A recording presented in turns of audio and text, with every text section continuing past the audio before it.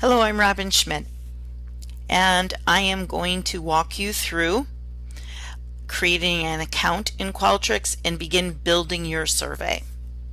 So first, I've logged into my.sjfc.edu, and under the Launchpad, you click on the link for Qualtrics.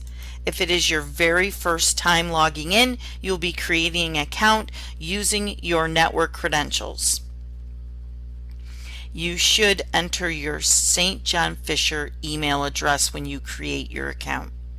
So when I log in, I come, because I've been using Qualtrics for a long time, it brings me right to my project dashboard. I'm going to click on create a new project. This is what you're going to see at your very first time you log in. And here under create your own, we're going to build your survey. So we're just going to click on this little icon. And it says project name, Untitled Project. You have to give it a title. So I'm going to call this Learning Qualtrics Part 1. And we're going to use from a blank project. I'm going to get started. And this will pop me right into what I call the editing or building window of Qualtrics. Now, by default, Qualtrics, the default question type in Qualtrics is multiple choice, and that's what you see here. Many people in the EDD program will need to enter their consent form, and so we can do that very easily. This green plus sign above this multiple choice, I'm going to click on that, and you see that it automatically, again, the default is a multiple choice question type, but I can change that. And over here under that, we're going to add what's called descriptive text. And in here, you can enter the who, what, when, etc. So you can copy and paste your entire letter of consent into here. You can attach a short question that says, I have read the above consent and I agree to participate, yes or no. So let's do that. So right here I'll say, I have read the above consent and agree to participate.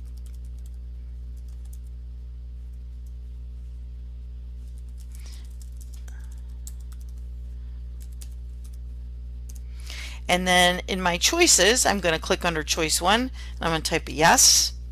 Choice 2 will be no. And my third choice, I don't really want a third choice, so under the arrow, I click and I select remove choice. Now, I also do a little formatting here. So on the right, you'll see that this blue shaded panel, I always change my position to horizontal, and I always put my label to the side. Now, this looks a little crooked, not to worry, because at any time we can go up here in the preview window and we can see exactly what this looks like in the real world. And you can see that they're lined up perfectly right here. So at any time while you're building, if you want to see what it looks like to your respondents, feel free to use the preview button. So this is my letter of consent.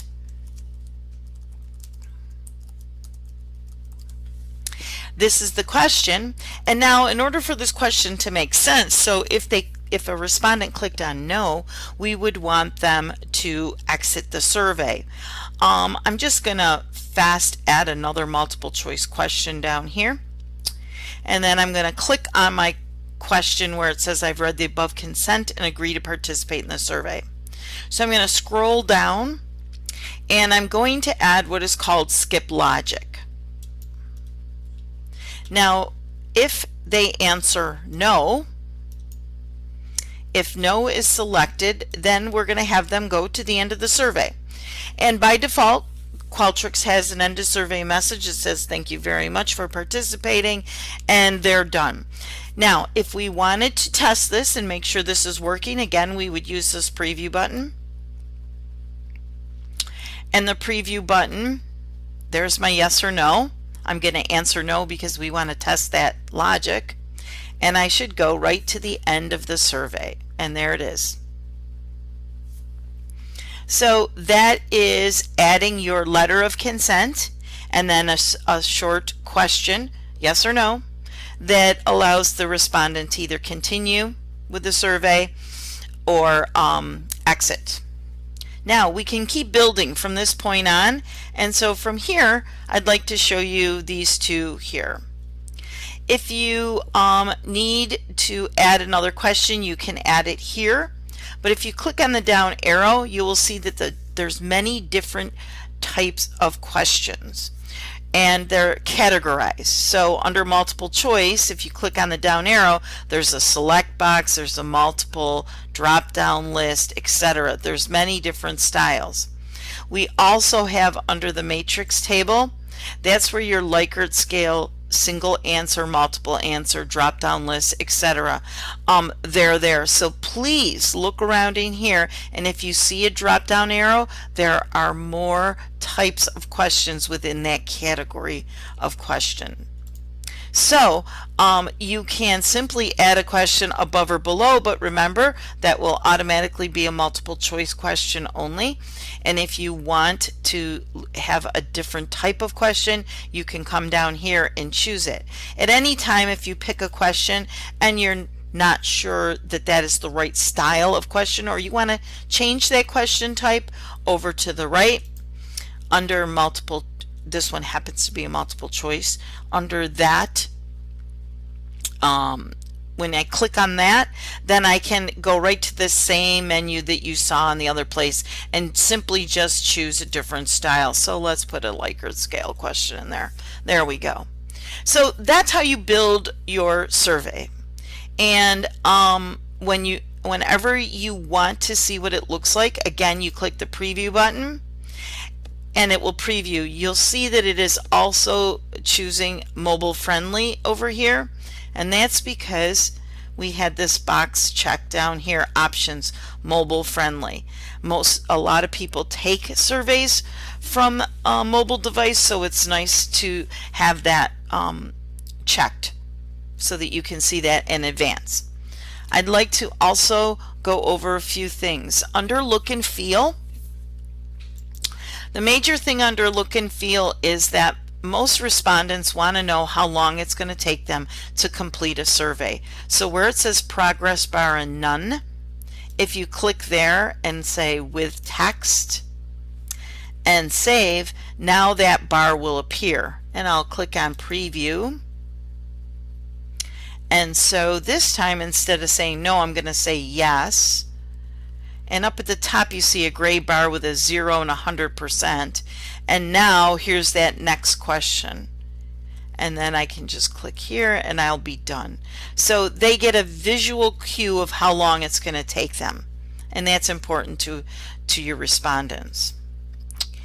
Under survey options, in here are ways to protect your survey plus other things.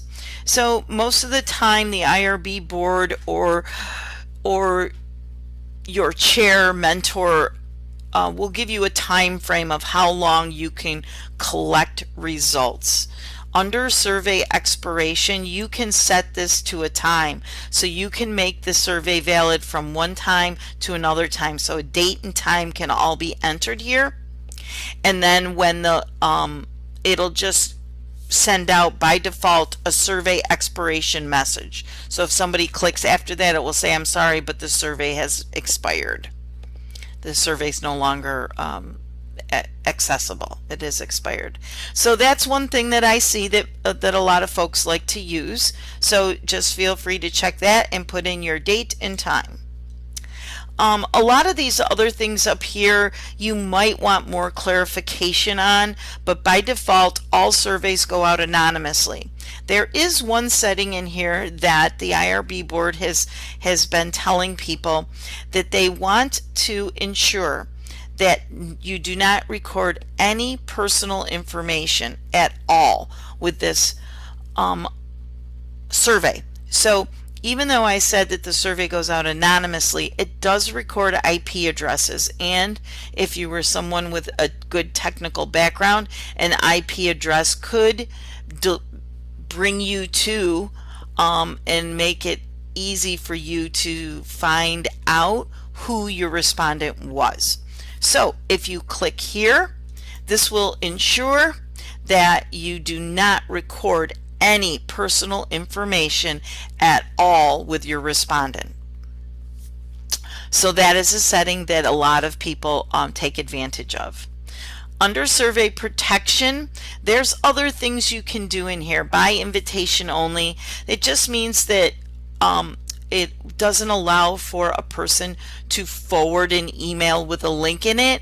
Only the person who received it can take it. So if somebody forwards a link to somebody, they're not going to be able to take the survey. That's what that means.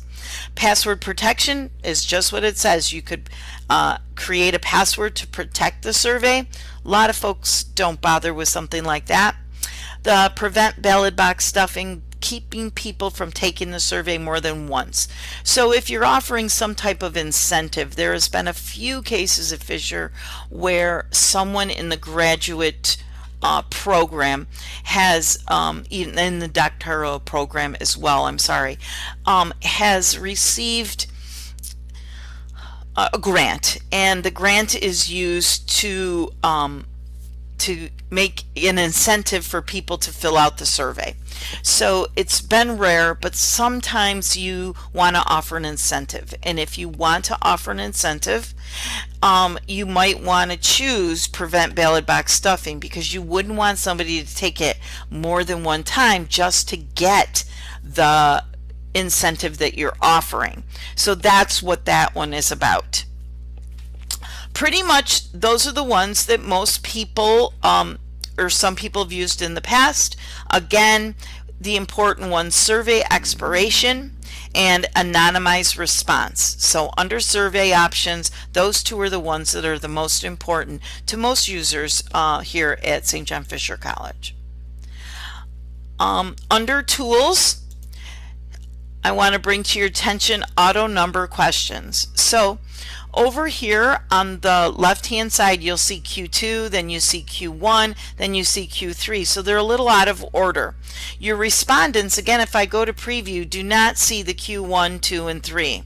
The Q1, 2, and 3 are your column headings, or will become your column headings when you export your data into SPSS, Google Sheets, Excel. And those are all options that are available to you. So if we wanted to put these in numeric order, you go under the Tools menu and you auto number your questions. And you just choose sequential numbering, and then they will go in automatic order there. I tell everyone, first get all of your questions in, and then, because you may choose to move them around, and then you may ask, how can I move a question around? There's little handles on the left hand side, and you're able to move a question up or down. Excuse me. So you can move questions around. When you're all done building, that's when I suggest you go up here to Tools and auto number those questions. Sometimes you're asked by the IRB board or others to print your survey, like they want a hard copy of it. And that is under Import Export under Tools. And that is where you could print your survey. So you don't have a lot of options in there. It's just going to print a copy of it out. What I mean by options is you can't move it around on the page or anything like that. It's what you see is what you get when you click on print. So that again is another option. If you deleted a question, and let's say I want to delete this question, all deleted questions go into the trash at the bottom of the survey. You are they stay there. They don't empty unless you click on empty trash. So if I wanted this question back, I click on it and I can restore it.